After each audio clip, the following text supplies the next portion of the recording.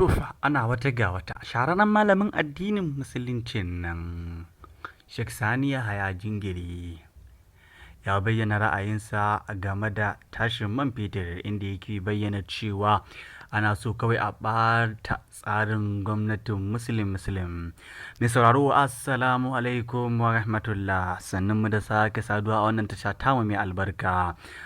Mai sauraro muna roƙonka da idan cewa wannan shine zuwan ka tashar nan tamu na farko mai albarka, ka daure ka danna mana alamar subscribe sannan ka danna alamar ƙararrawar sanarwa domin da zarar mun ɗora labaran namu ka same su da ɗumi su.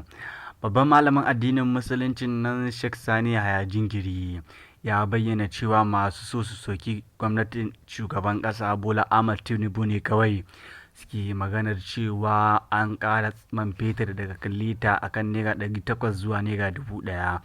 inda ya bayyana cewa shugaban ƙasa Bola Ahmed Tinubu ya bar ƙasar Najeriya ya tafi ziyara zuwa ƙasar China, inda kafin ya je da kenan zuwansa ke da wuya ya samu labarin cewa an ƙara litar mai daga 800 zuwa naira 1000.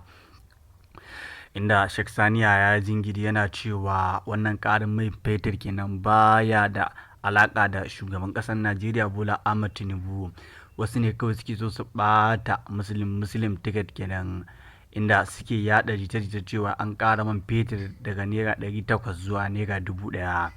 inda daga bisani kuma muka ji cewa shugaban ƙasa Bola Ahmed Tinubu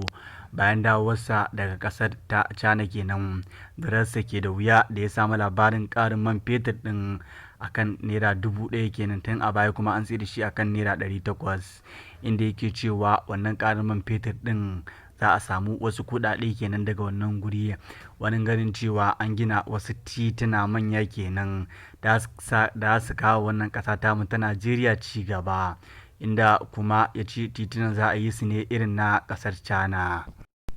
To mai sauraro in kai duba a nan kaga tsakanin ra'ayin shugaban ƙasa Bola Ahmed Tinubu da kuma na Sheikh Sani Yahaya Jingiri sun bambanta kenan, inda Sheikh Sani Yahaya Jingiri ke kare Bola Ahmed Tinubu game da ƙarin litar man fetur daga naira 800 zuwa naira 1000, inda daga ƙarshe kuma Sheikh Sani Yahaya Jingiri ya ƙara da cewa shugaban ƙasa Bola Ahmed Tinubu sun zaɓe shi ne don Allah, inda yake cewa yanzu ana nema a kawo wa ƙananan hukumomi albashinsu ya taho direct kenan daga federal government, inda yake cewa su ma insha Allah za su yi ƙuri'unsu a zaben gaba kenan na muslim ticket, ba za su fasa ba kenan. Sai dai kuma a ra'ayin al'ummar Najeriya na nuna cewa kawai dai shugaban ƙasa Bola Ahmed Tinubu ya ci sunansa na musulmi ne, baya ɗaukan tsarika irin na addinin musulunci, misali dai kamar yadda ya halatta auren jinsi a Najeriya.